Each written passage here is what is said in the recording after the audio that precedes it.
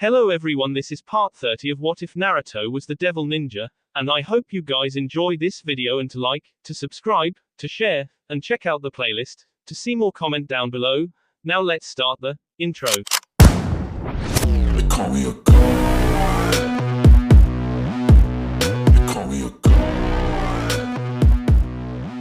They call me a god. Join my membership, the perks are great. It's in the description. 1 month had passed since Syrinx went with the other leaders of the three factions alliance to Asgard, and in that time, no one could tell Rias why her brother hadn't returned. The army that had gone with him had already come back. They had reported to her father that Syrinx, Seraphal, Azazel, Shemhazai, Michael, and Gabrielle had been transported to Asgard without them. The army had waited for nearly a whole week before returning to heaven and the underworld. Sitting in her office, Rias worked diligently on her paperwork. With Syrinx gone, a lot of his work had been sent her way, though Greyfear was also handling some of it as well. Even so, her workload had nearly tripled. Amao had a lot more work than a mere king, even one who belonged to a clan from the 72 Pillars. She paused halfway through one stack of doents, rubbed her eyes, and then leaned back in her seat, shoulders slumping as though she was carrying the weight of the world on them. It certainly felt like there was a world on her shoulders. A knock on the door echoed before it opened and Akeno walked in with a smile. She was pushing a tray in front of her, which had tea and scones. Good morning, Buku, Akeno greeted with a smile that was far more genuine than the ones she used to show. Pulling another all-nighter. Akeno. Rias returned the smile with a tired one of her own. Yes, there's a lot of work that needs to be done. Sadly, I've not much time to do it. Are you sure it's just that? What are you implying? That you aren't sleeping because you're too worried about your brother? Rias sighed. I am worried. However, you don't need to worry about that. Naruto comes in and makes sure I get some sleep. Every night when she pulled an all-nighter, he came in and forced her onto the bed, then gave her a back and foot massage until she fell asleep. He'd done the same last night, and the night before that. She'd woken up early this morning with him still in bed. Naruto wasn't there anymore because he'd gone to train, but he would definitely come back in an hour or two in order to force her out of the office. That's good. Your boyfriend seems to have a handle on how to deal with you. HMPH. Akeno set a cup filled with black tea and cinnamon on the desk, then grabbed a plate, filled it with scones, and put that on the desk. Make sure you eat your fill. If you're going to work on minimum, then you need another form of sustenance. I will, Rias promised. After putting Rias's breakfast on the desk, Akeno pushed the tray to the side, and moved to stand behind her as she continued to work. While she wrote something in a report, she grabbed a scone. She paused after taking a bite out of it. This is delicious. Yufufufu, it was made by Ravel and Irina. They've apparently started cooking together, since they both like to bake so much. I didn't know they were baking together. That's because you've been cooped up in your office. Rias said nothing to that. It wasn't long before she was interrupted again. There was a knock at the door. Rias, thinking it was Kiba or maybe Irina, granted them permission to enter. She never expected to see the people who walked in. It was Metatron and Barakil, Akeno's estranged father, who entered her office. Akeno stiffened as the two walked in. Rias remained calm as both Angel and Fallen stood in front of her desk and offered a polite bow. Metatron. Barakil. It's been quite a while since I've seen either of you. Rias paused, making it appear like she was gathering her thoughts, but she was actually using it as a minor stalling tactic to prepare herself. To what do I owe the honor of your visit? I don't know how else to say this, Barakil began in a gruff voice, so I'm just going to come out and say it. He took a deep breath. Yesterday evening, we received a report that Syrinx and the other three faction leaders who went to Asgard with him are attacking the Greek pantheon. What? Rias didn't think she had heard right. Out of all the things that could have been said, this was simply the most unbelievable. I'm sorry, could you repeat that? Barakil gave her a pained grimace. We're not exactly sure what's going on ourselves, but they launched an attack on Mount Olympus just yesterday. They were repelled, but we're now facing a serious crisis. The Greek gods are demanding an explanation from us, Metatron added, for once serious, for once not going on about ninja. Unfortunately, we don't have any explanation that we can give. We assume that all of the people who went to Asgard have somehow been placed under the control of Loki, but we have no idea how to explain this in a way that won't make it seem like we're making excuses. Rias felt Akino's hand come to rest on her shoulder, but that did little to settle her nerves. Her brother and the others had attacked another pantheon. Not only that, but they had attacked the Greek pantheon, one of the oldest surviving pantheons in the world. The three factions didn't have the strength they used to possess. Even with people like Syrinx and Michael on their side, their faction was far from strong. They didn't have the numbers, lacked the resources, and the one god in their faction was S. In short, attacking another pantheon, especially one of the strongest, was a surefire recipe for self-annihilation. She knew that her brother and the others were not doing this on their own initiative, they were more than likely being controlled by those strange devices that Loki had been using. Rias never imagined that her brother could be controlled by such a thing. However, perhaps it was not a matter of strength. Maybe those devices used some means that even the most powerful of beings could not protect themselves against. This is definitely Loki's doing, she said. That goes without saying, Barakil said. The problem is that we're now in a bind. The Greek gods have given us an ultimatum. Either we kill Syrinx and the others ourselves, or they'll destroy our faction. What? No. Rias stood up from her seat and her hands on the desk. A loud thud echoed across the room, but her focus was on the two in front of her. They can't, we can't, my brother, and, the others, they. Barakil looked away while Metatron sighed. We don't like either of those options ourselves. However, we may not have a choice. We're going to try and find some way to save them. We can't really afford to let our leaders but we might not have a choice. Metatron and I were told not to say anything to you, Barakil told her. However, we believe you have the right to know what's happening. We're going to inform Sona Citri as well. Rias wanted to scream, she wanted to cry, she wanted to do a lot of things, yell and break her desk. She did none of that. A king could not afford to lose composure. She took a deep breath and projected an aura of confidence that she didn't feel. I understand. Thank you for letting me know. You're welcome, Barakil said softly. I wish we had more to offer you, Metatron added. Barakil and Metatron soon left, and as the door shut behind them, Rias closed her eyes and tried to think. Sadly, her thoughts were in disarray. Her mind was scattered, particles of sand blowing everywhere, twisting and obscuring her vision, or rather, clouding her ability to think. She couldn't find a solution, an idea on what she should be doing, while in this state. Go talk to him, she said suddenly. Excuse me, asked Akino. I know you wish to speak with your father, Rias said. Go talk to him. Akino hesitated for a second, and then hurried out of the room. Rias remained there for several more seconds. She watched the door that Akino had left through.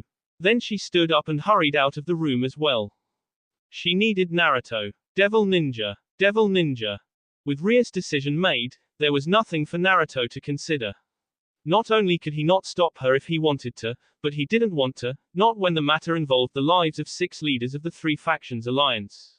However, gathering allies was not the easiest of tasks. There was Sona and her peerage, of course, and all it took for Rias to convince them to join her was letting Sona know what their plan was.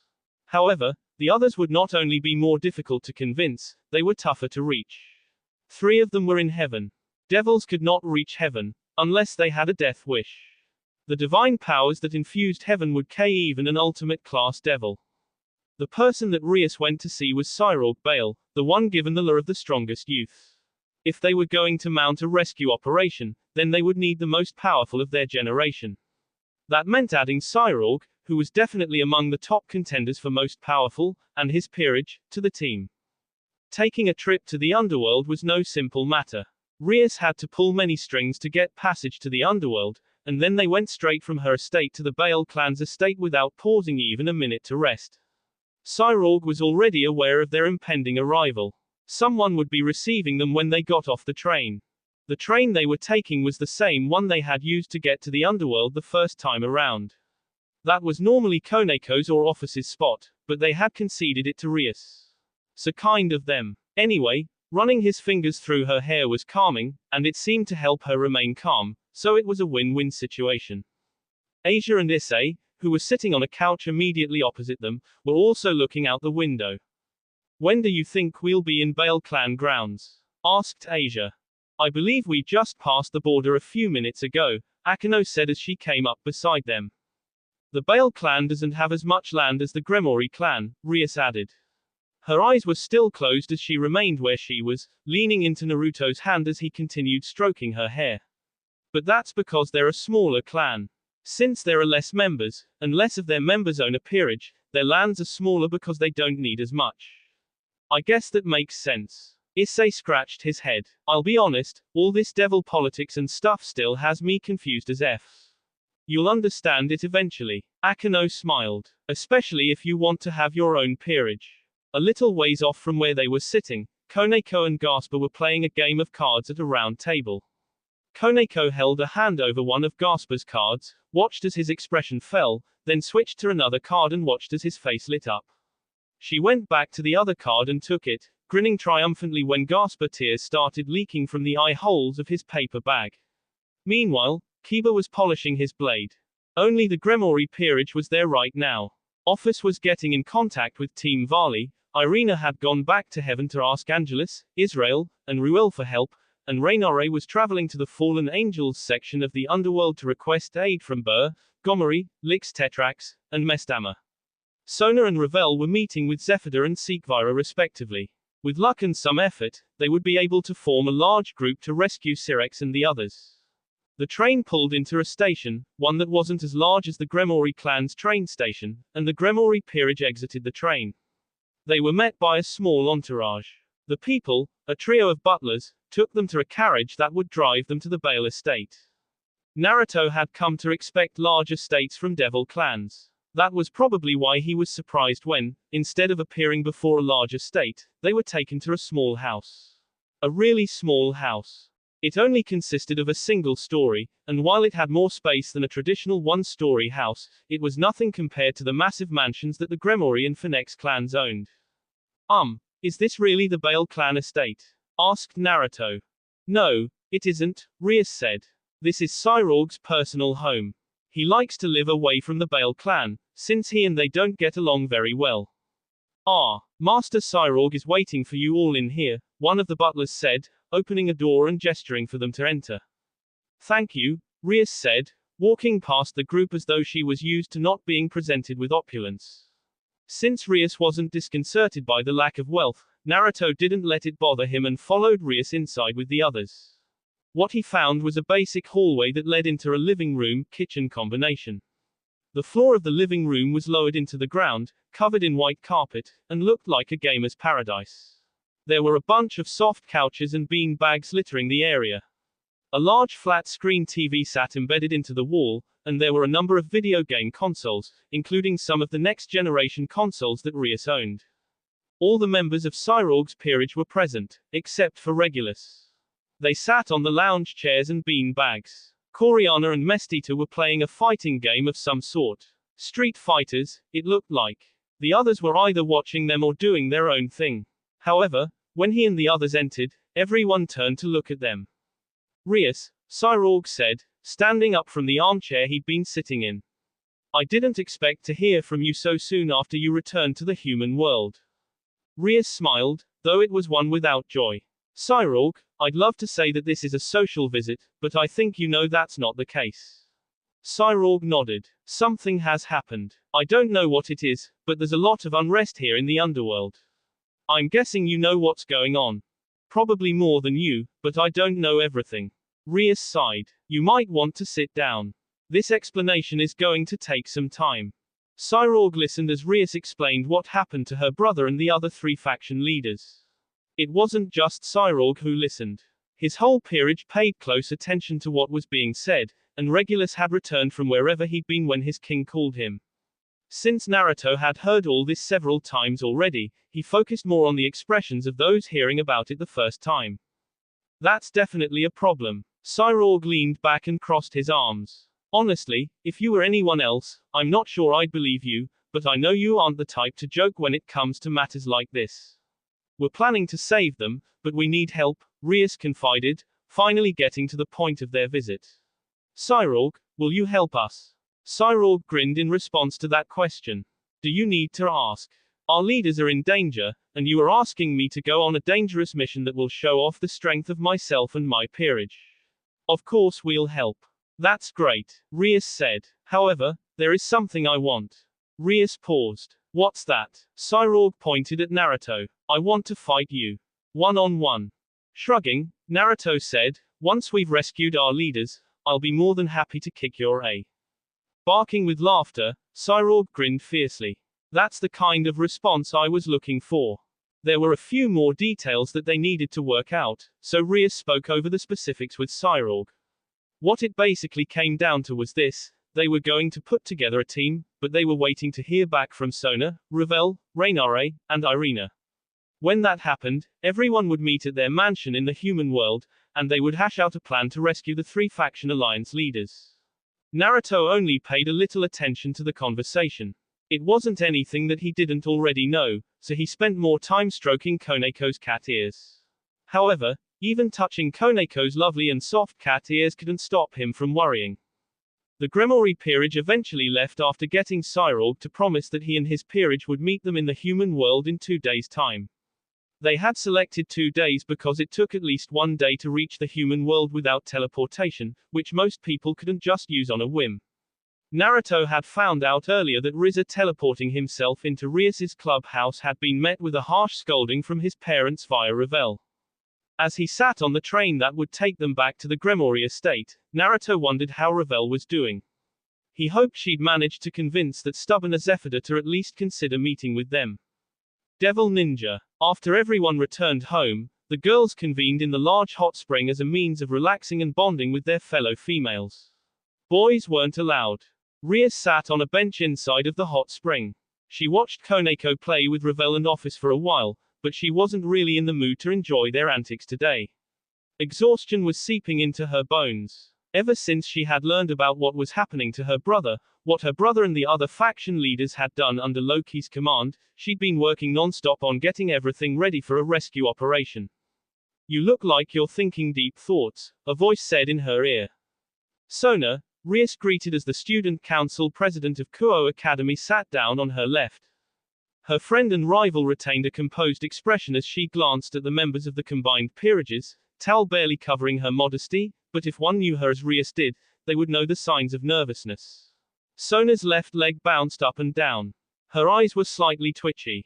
Her right index finger was playing a staccato rhythm against her knee. Did your meeting with Sekvira not go well? Sona raised a hand as though to adjust her glasses, but then she seemed to remember that she had left them with her clothes. She lowered her hand and sighed. It went fine. Sekvira has agreed to meet with us. That's one less thing to worry about. Are you guys talking about how your meetings went? Asked Irina as she wandered up to them. That's right. Rias nodded as Irina sat down on her right. Speaking of, how did your meetings go? They were good. Irina chirped. Everyone agreed to meet us. They'll be here in 2 days.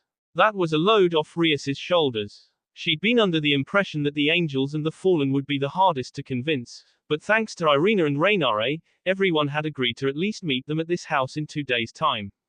Rias hoped that would give her enough time to create several strategies that she could propose. Of course, the ultimate strategy they came up with would be one that all of them agreed on. Even if everyone agreed with one she presented, it would likely be changed several times to suit individual tastes, but that was also why she was making several. If one of them didn't appeal to everyone, another might. Speaking of, I'll have to convene with Sona and Revel to create our strategies. Sona was her polar opposite when it came to creating strategies. Where Rias preferred bold strategies that allowed her to face the enemy head-on, Sona liked using deception and misdirection, so she'd be able to point out any flaws in her plans. Revel, on the other hand, seemed to have mastered the art of managing and convincing people. She still had no idea how the girl had convinced that hard-head Zephyda to meet with them, and her strategies were also impressive.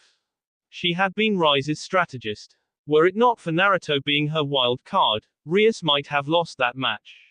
Steam rose all around them as Rias and the other girls of hers and Sona's peerage continued to relax.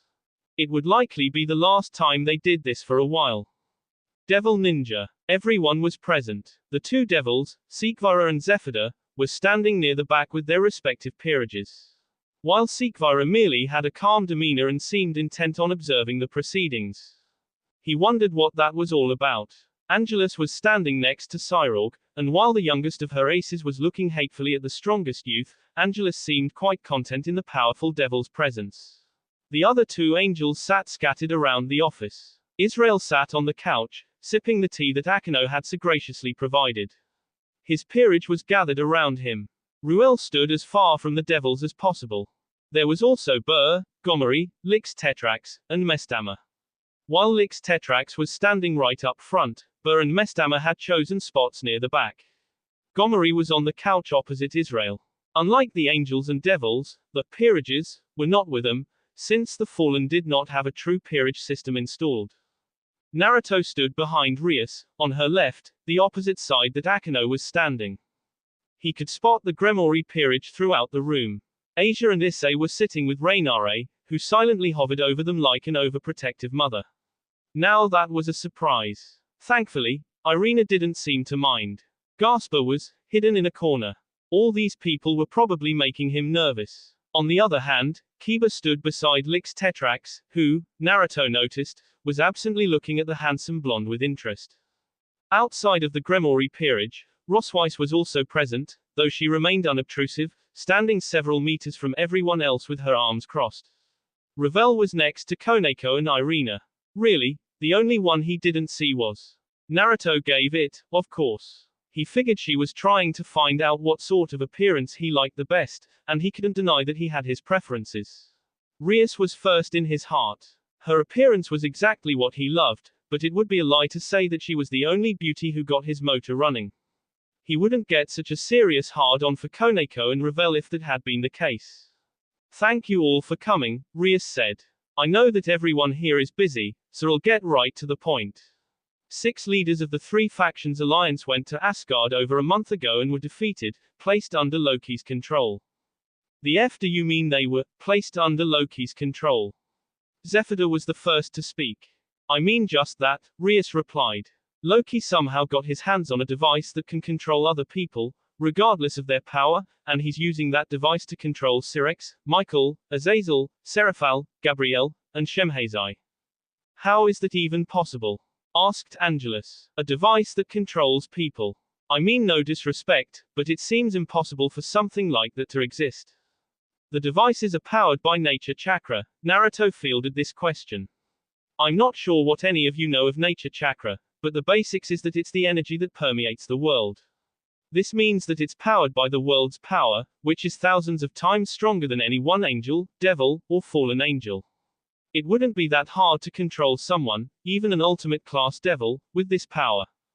This is also how Loki gained control of Asgard. Rosweiss suddenly spoke up. After Loki KO'd and took control of Asgard, he forced these collars onto us, which put everyone under his direct control.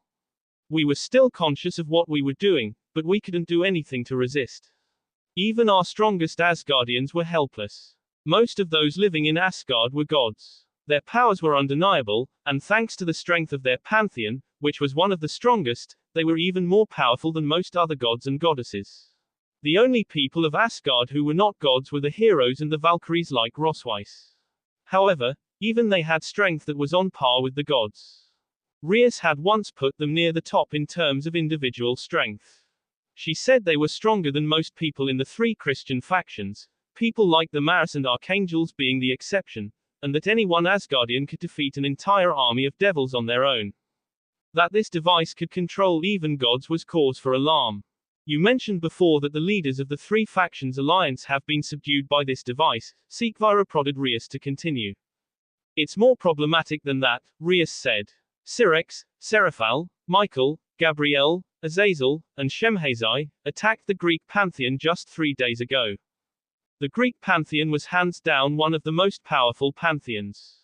The power of faith, of belief, of the acknowledgement of their existence, was what gave a pantheon its strength. The more followers a pantheon had, the more people who believed in them, the stronger they became. However, it was also a matter of longevity. While Christianity had the most followers, the Greek pantheon was one of the oldest surviving religions, dating back to before the new calendar. What's more, there were numerous fictional stories and literature written about them. This gave the Greek pantheon more strength than even Christianity. It was said that their top three gods, Zeus, Poseidon, and Hades, had powers that were stronger than all of the three factions of the Bible. In other words, picking a fight with them was suicide. Are you sure that is what really happened? Asked Israel, his eyes wide. Rias closed her eyes and nodded. This information comes from Metatron and Barakiel. We can trust it. I can't believe this has happened, Mestama muttered. All of our leaders are being controlled and attacking the Greek pantheon. It gets worse, Rias continued, her tone grim. The Greeks have given us an ultimatum. Either we kill the three factions' leaders, or they will declare war on us and eradicate all three factions. It was an understatement to say they were in a bad way. This was essentially a death sentence. Their leaders were the only thing keeping this alliance together, and without that alliance, they did not have the power to survive anymore. It was like asking them whether they preferred a slow death or a quick one.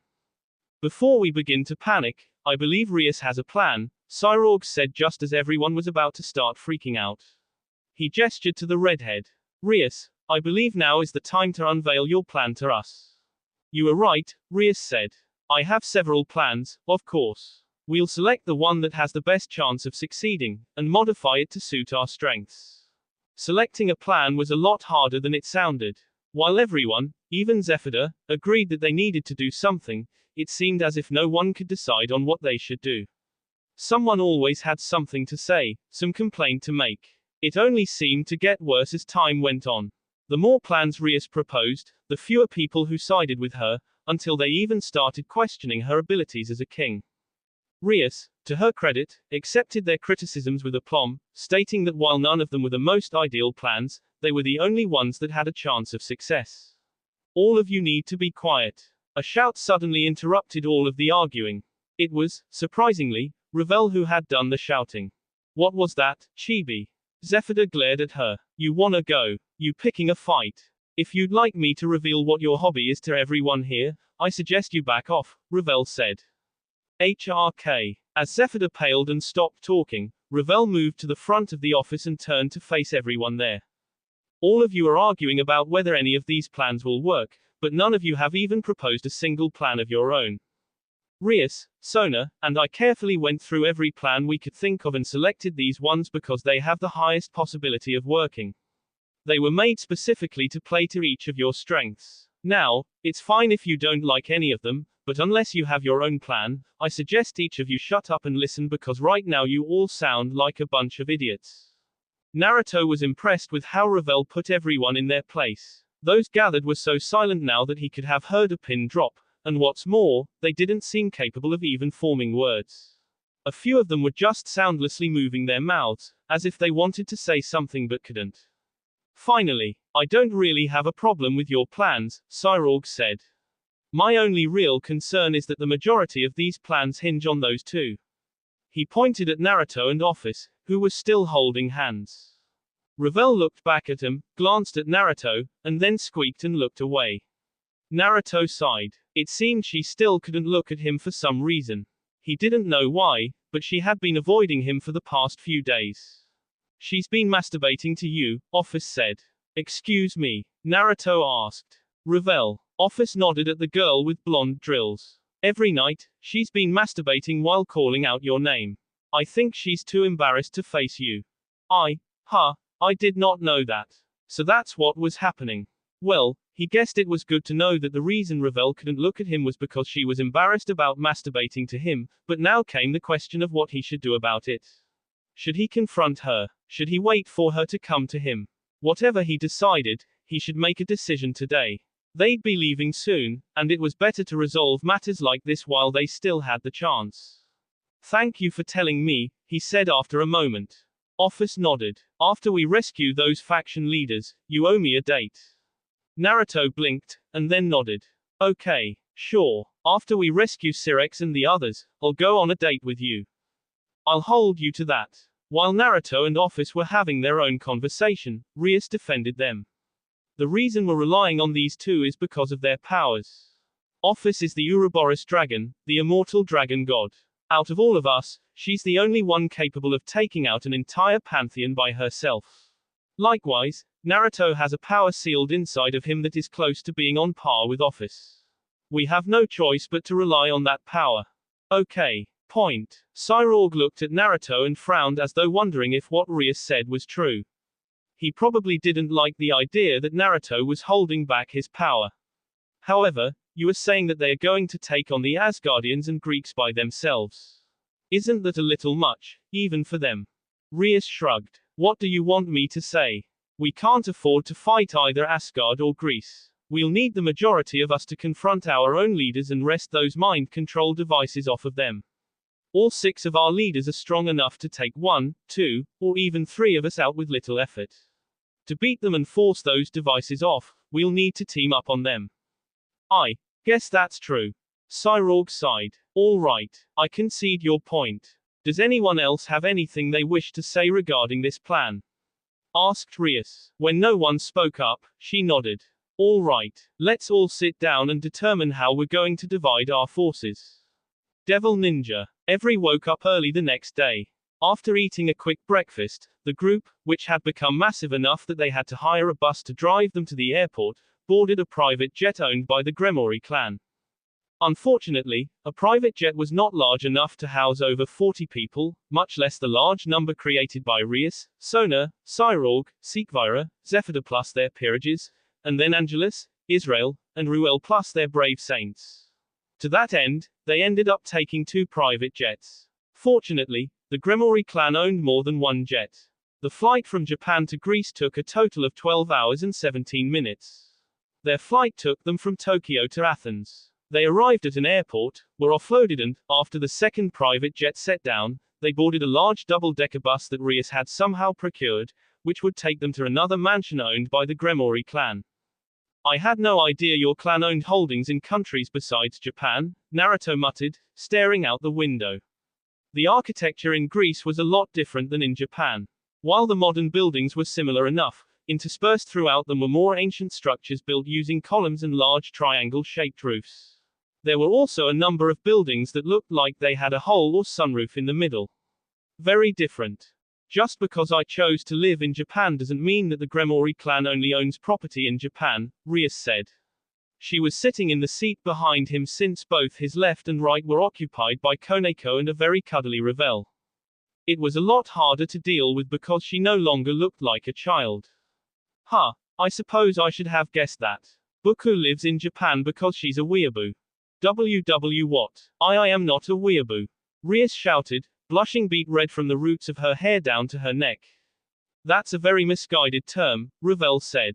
It implies that Rias-sama thinks she's Japanese, but I'm pretty sure that Rias-sama is content being a devil. She just likes watching anime. That technically makes her an otaku. I'm not that either. Quote, could you please stop talking? By the time they arrived at the Gremori estate in Athens, which looked a lot like a Greek temple, Naruto and Rias were both thoroughly red in the face. He didn't know if that had been their intent. However, neither of them could look at anyone else for the longest time. It only became worse when the people who'd ridden in the other 2 buses that had ferried them through Athens asked about why they were blushing. Naruto realized that it was a very good thing the Gremori clan's mansions were so freaking huge. They wouldn't have been able to house so many people at the same time otherwise. Everyone was able to have their own separate room, should they choose it, though Naruto ended up getting a room with Rias, Koneko, Revel, and Office. He thanked the ramen gods for the large bed. Dinner that night was prepared by a host of professional chefs, and it was traditional Greek cuisine. Naruto had never eaten Greek cuisine, so it was interesting to try out the host of different foods. He didn't know what half of this stuff was called. Some of it looked like pasta with a layer of melted cheese on top. There were these triangle-shaped bread thingies with more cheese stuffed inside of them. There was salads and meats and kebabs. All of it was delicious, and Naruto nearly ate himself into a coma. As the day wore down to a close, everyone went through one last briefing before retiring for bed. The flight had given everyone their jet lag, which not even angels, devils, or fallen angels seemed capable of resisting. That's a good question, Naruto said. I guess it's because I know that I'm fighting for a cause greater than myself. In order to keep this peaceful life of mine, I need to fight, and I need to win. Of course, I'd be lying if I said I wasn't scared, But being scared isn't going to stop me from kicking her and protecting the people I love. Rather, it's because I'm protecting the people I love that I plan to kick so much. That will be all for this video. Be sure to like, subscribe, share, and comment down below for more videos. Goodbye.